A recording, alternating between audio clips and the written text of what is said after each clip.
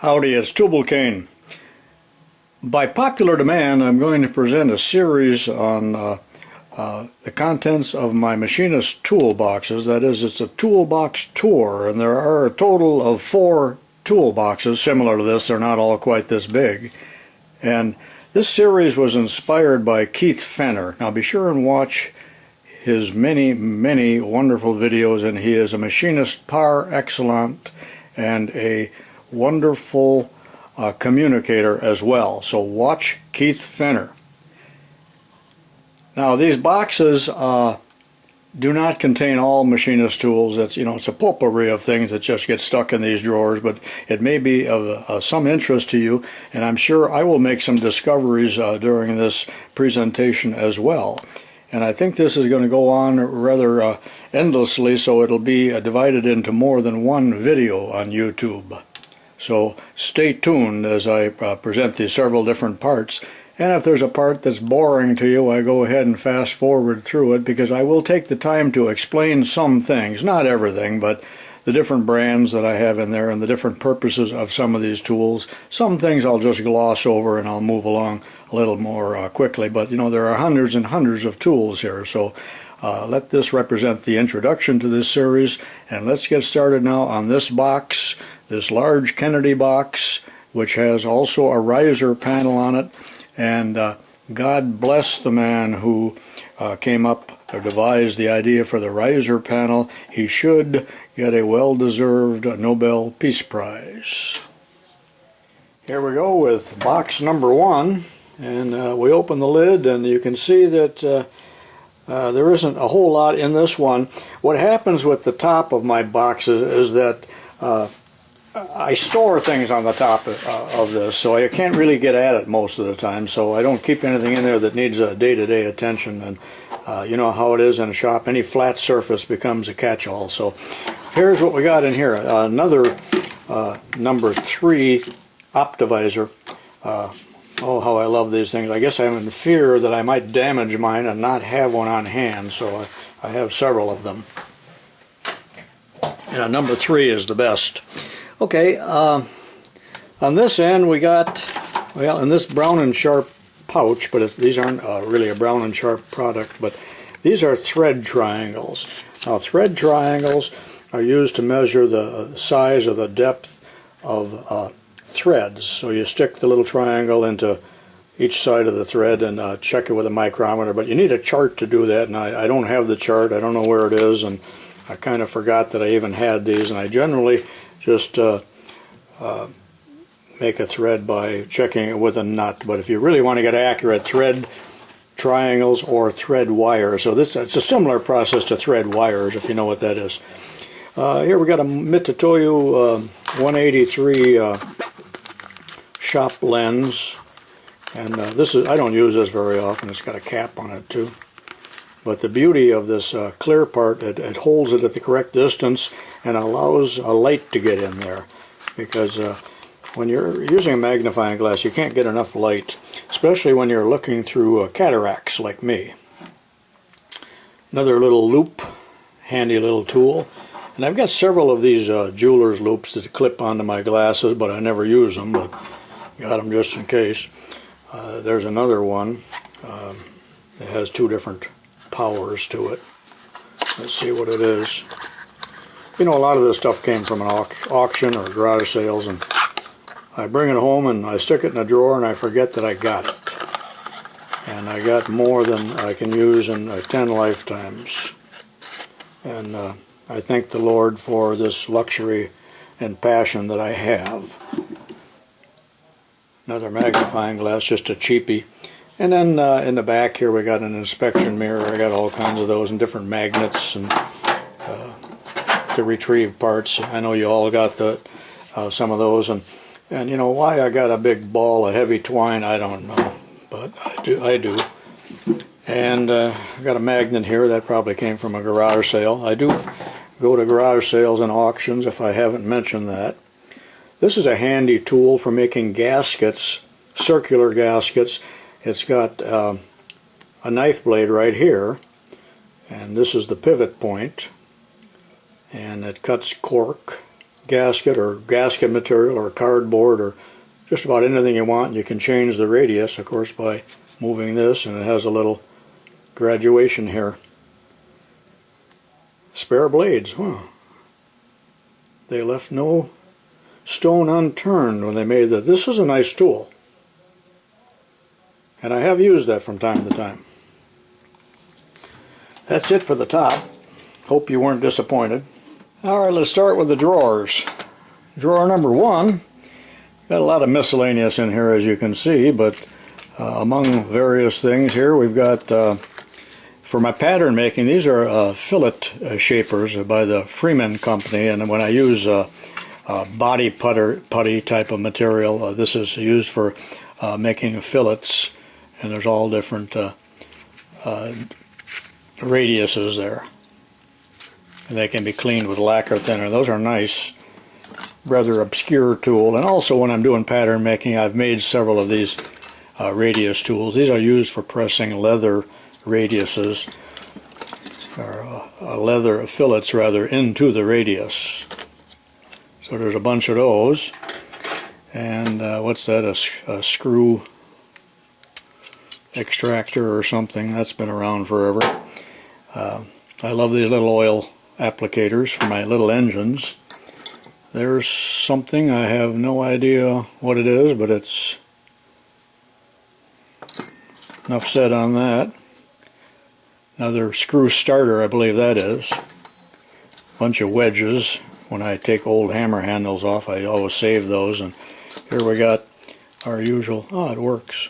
I like those little flashlights. I have a bunch of them, although I've converted to LED ones, so I don't use that very often. And there's a couple of extra rods here for depth micrometers. I don't know what they fit. I really don't. There's a stair gauge, but there's only one of them. There needs to be 2 to fit on a framing square.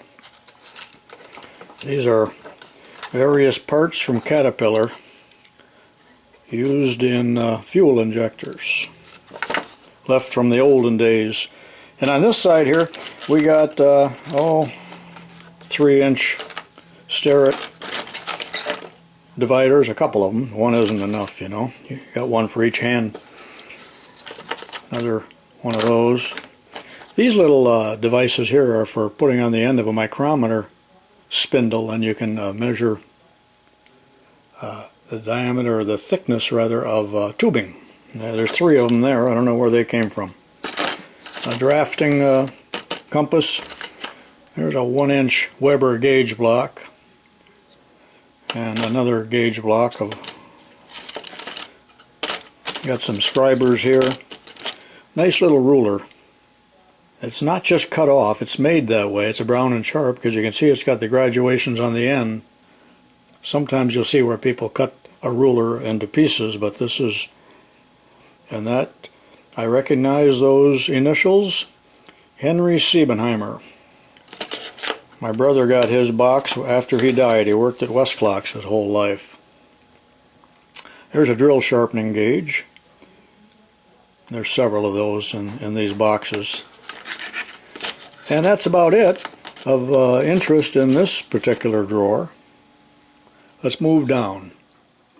Next drawer down, some interesting tools in here.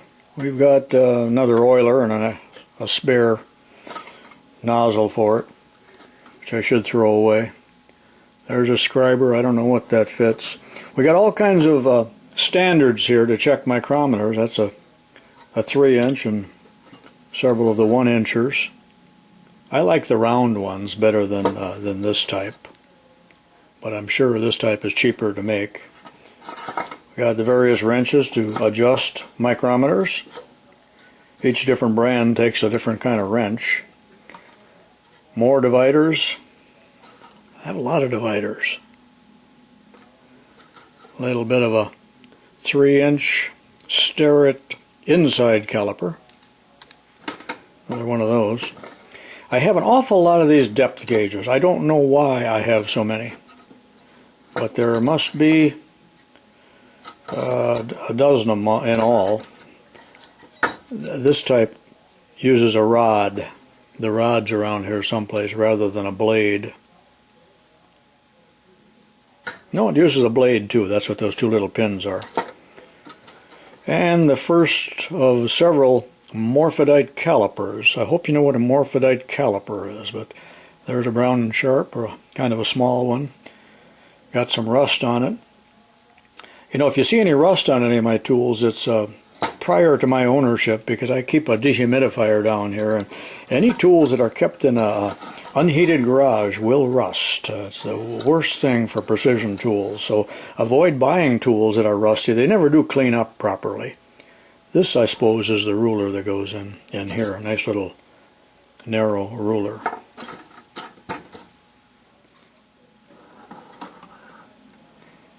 This is a nice drawer. I like die making squares, and here's one with all the accessories. That's a Brown and Sharp. Different blades fit in there. If you're doing small work, you got to have these die maker squares. They're just wonderful little items. And of course, I have more than one of them. I think this is a Sterret, also a nice little tool. Lay it there for now. This Sterret, I guess you call it a bevel square. It's got two different angles here. Never have used it. More accessories for a die square. That's some kind of homemade gauge. Again, all kinds of dividers. Different lengths. All nice and sharp too. Multiples of everything. You know, the proportions on a Sterret outside caliper is absolutely magnificent. It's a pretty tool. It's artwork. I'm sure that most of you will agree to that. And I think that's why I had such a strong attraction and bought so many. And if I saw some at a sale today, I'd have to buy them. I would have to. And it's almost uncontrollable,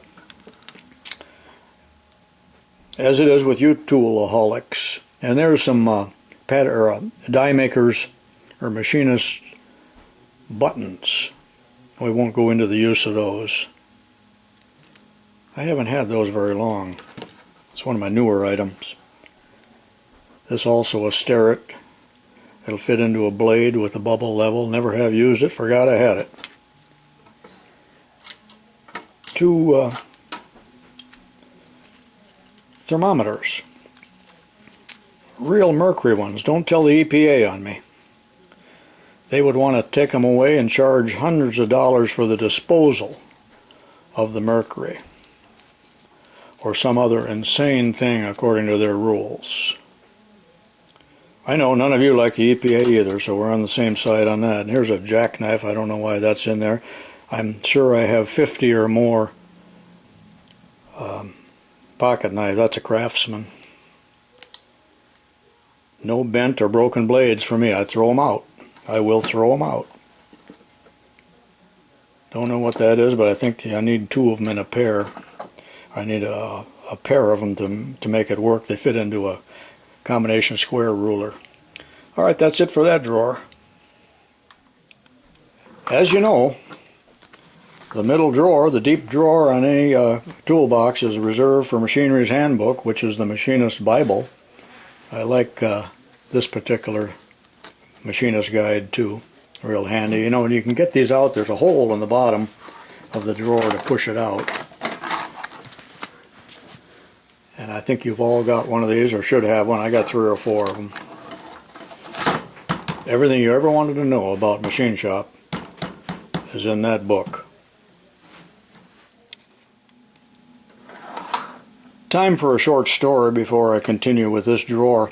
I do like the metal Kennedy boxes. I've often admired the wooden oak Gerstner boxes. They're magnificent, but I lament the fact that they became a collector's item, and women like them for jewelry, so they get to the point where the price is so high that you can't afford them at an auction, and you know, they're being hoarded for another purpose than what we would like. But my brother has one and had it since we were in high school, and I recall my dad coming down the basement stairs with it, and he got about halfway down the stairs, and the front of the cabinet opened and the drawers fell out because the drawers had no stops, and several of the drawers hit the floor with tools in them and smashed to flinders. and I don't think that'll happen with a Kennedy box. So that's my preference right now, is for the Kennedy box. I do not own a wooden one, but I do covet them. All right, what do we got in this drawer?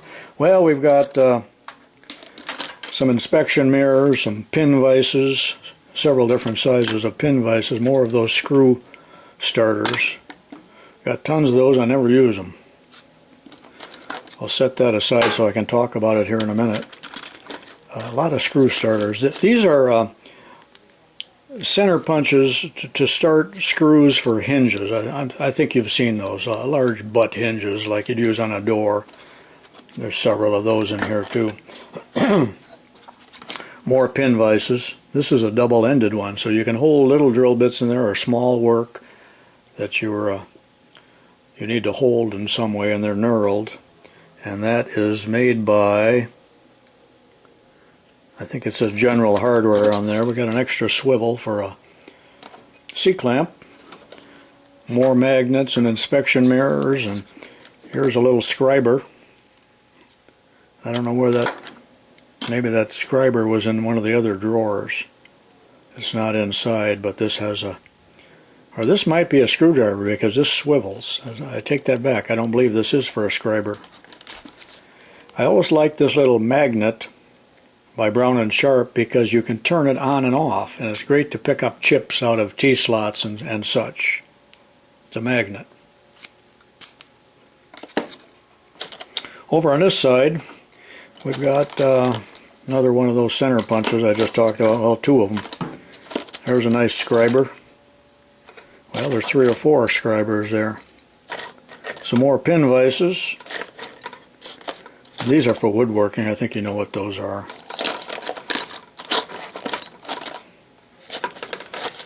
You ever see one of these center punches?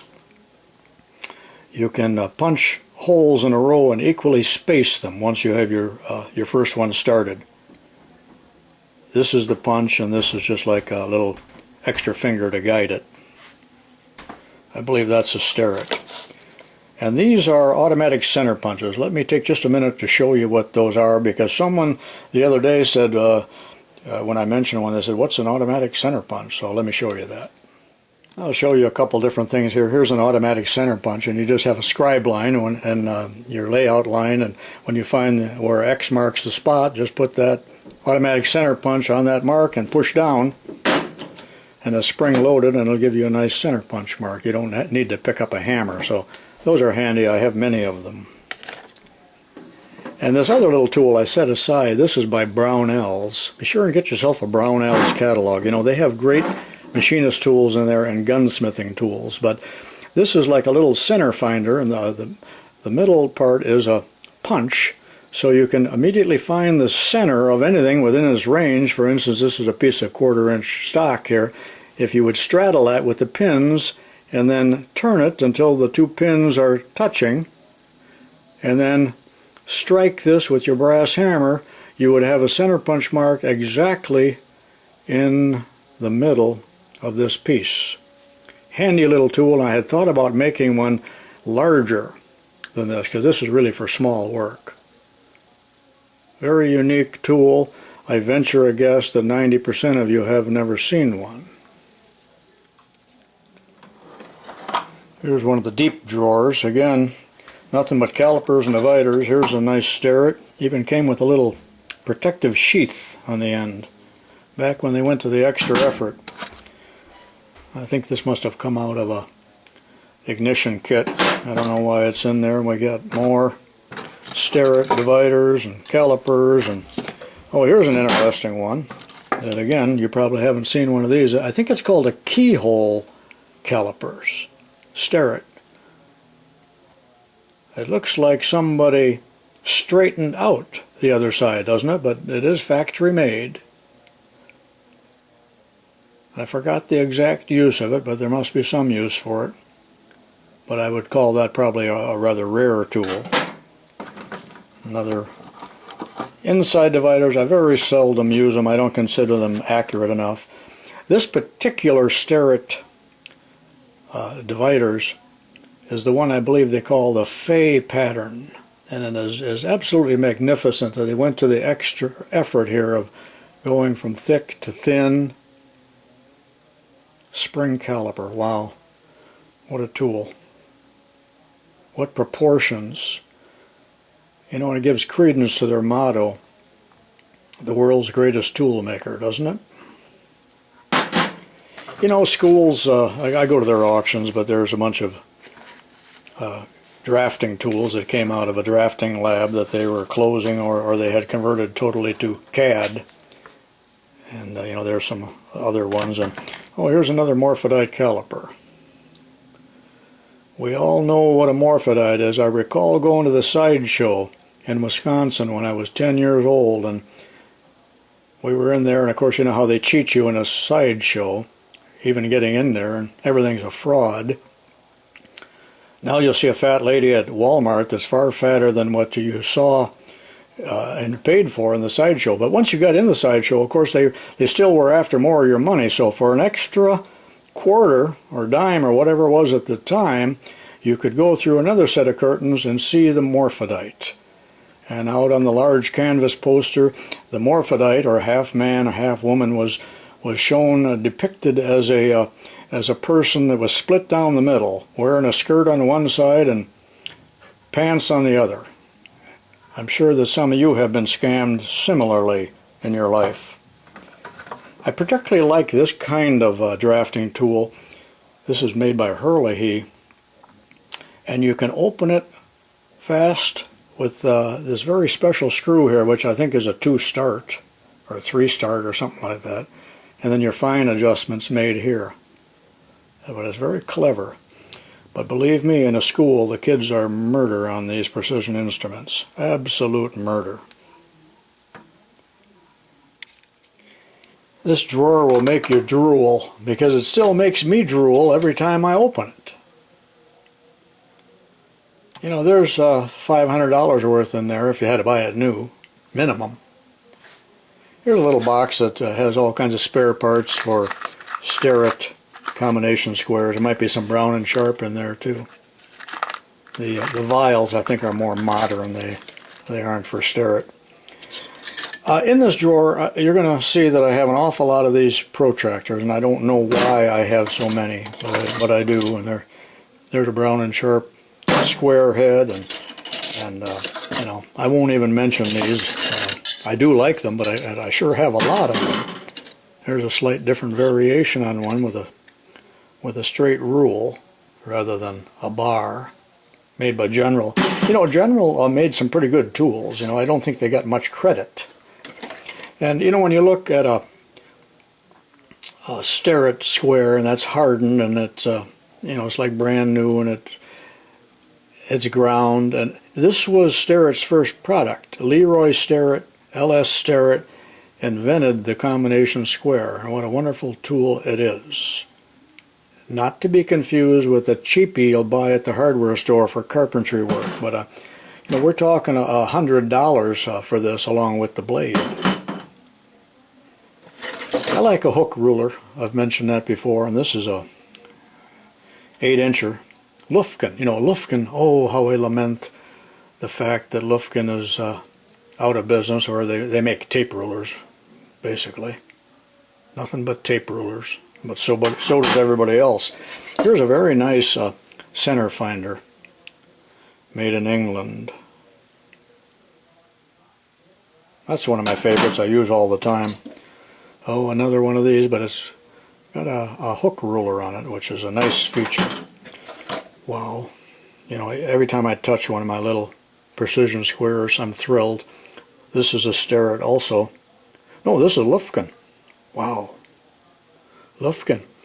But on the little die maker square, this other knurled knob that I'm touching allows you to set it out of square. In other words, you can set this square at an angle, which is a, you know, what do they call it when the words are incorrect? I'll think of that in a second. I'll get back to that. There's a blade that fits any Starrett ruler. This is for laying out hexagons. That size for laying out octagons. Even got it marked. Another one. Are you counting these? There's a Starrett blade for a small square. These are nice squares. This is a 6-inch Starrett. Not to be confused with, I'm looking for another one in here, the 4-inch square that was my father's. One of the very few tools left from my dad. But these are nice tools. Just the right size to do a lot of work.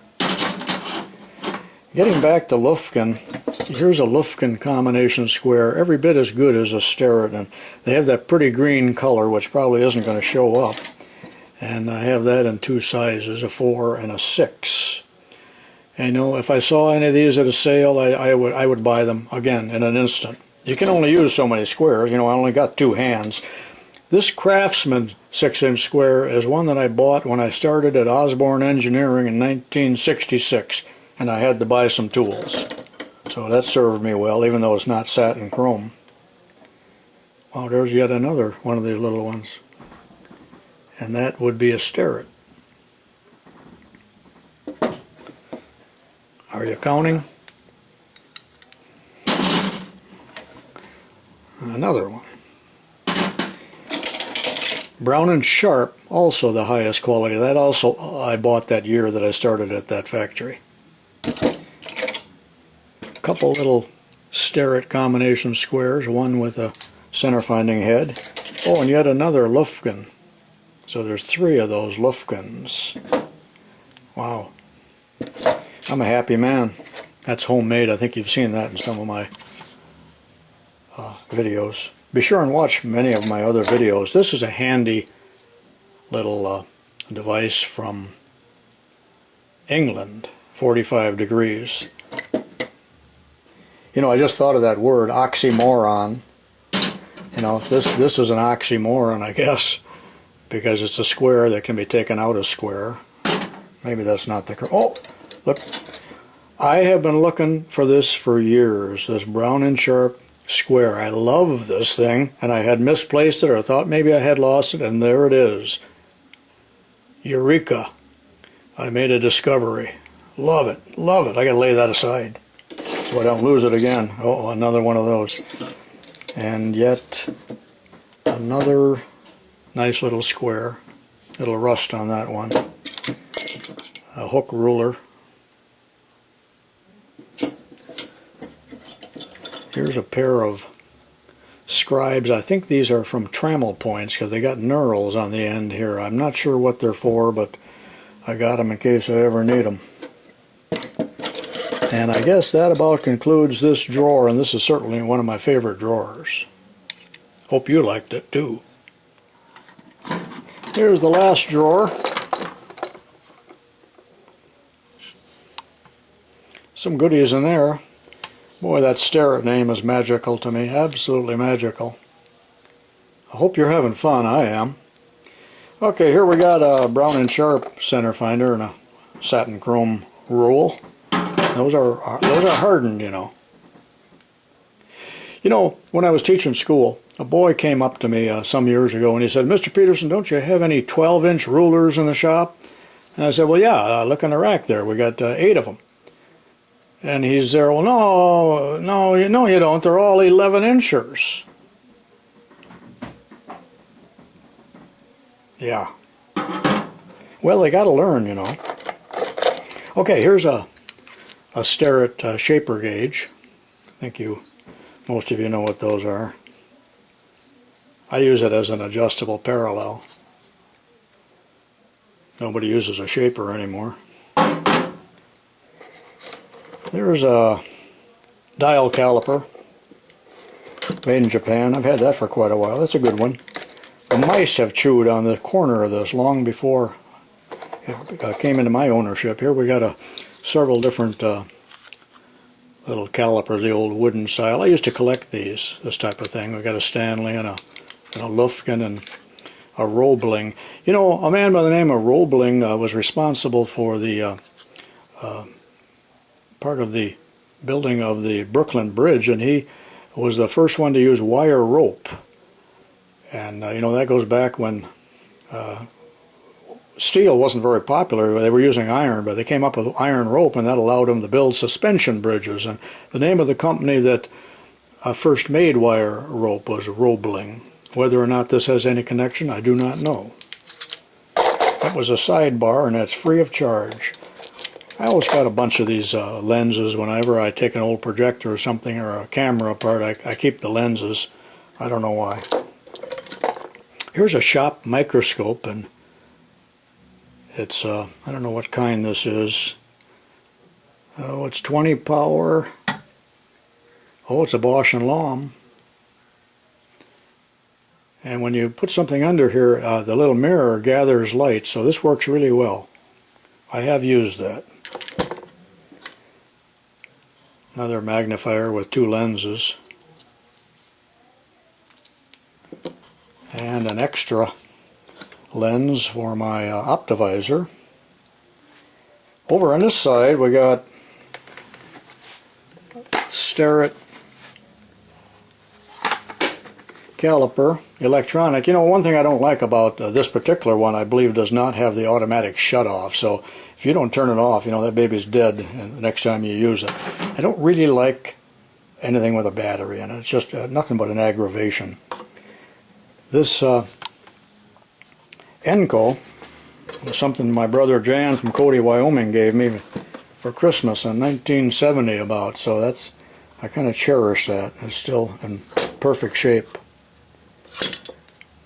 This little hammer here, Starrett used to make one, and you could do your layout work with it. You could see your cross lines with this magnifier, and then you would tap your center punch. But this is a knockoff. You know, it's made in you know where, and it says Winchester on it. There's no more Winchester than the man in the moon.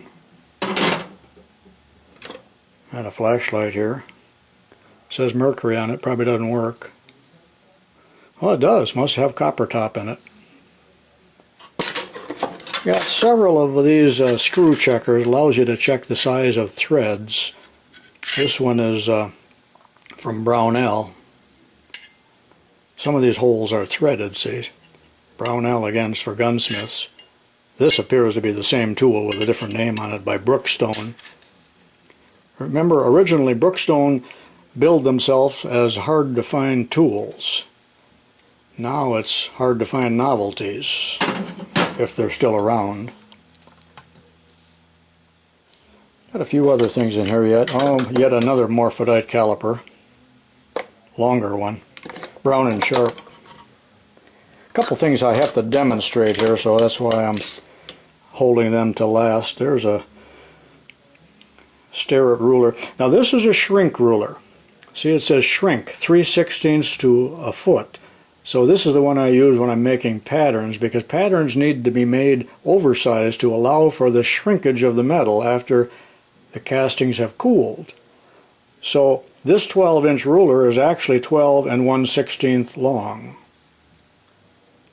And these are available in different shrink numbers. I have a whole bunch of them in another box somewhere in this basement. This is like a transfer punch that can be used for about any different size hole. Universal. Hit this with your hammer and you can transfer a hole. You already know what transfer punches are. Here's a similar product. This is used to find the center. Oh, if I had something round here to show you. You lay something round in there like this and tap it, and you're finding the center of it. It's of dubious quality, stamped steel, and dubious that it works very well, but I got one in case I need it. I'm going to show you what that is in a second. I showed this torch in one of my other videos, but this was in this box too, if you just saw it there. A little micro torch. I had to have that when I saw it at, I think it was at Rural King. But these micro torches are beautiful for soldering tiny wires or getting inside of, even under a dashboard or something like that of an older car. And it also works great for shrinking the shrink tubing. So get yourself one of those. It's refillable with butane on the bottom, and so is this other one. That's a sidebar. Here's the last item in that bottom drawer.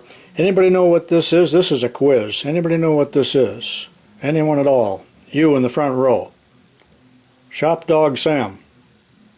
In the front row there in your usual seat. Do you know what this is? Everybody should have one. Well, it's a bell center punch. This is the punch, and you can immediately find the center of any round work within its limits, of course, by putting it over the work like that, as it looks like a bell, making sure that it's perfectly square, or vertical I should say.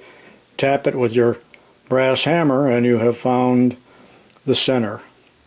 Probably a rather archaic and unknown tool, and this is hardened, and there's a manufacturer's name on it, but I do not know who made it, or I can't read the name. I used to have the boys in school attempt to make one of these, but they really couldn't get this centered properly in here, and then of course if it's not accurate it had no use at all. Raise your hand if you knew what that was.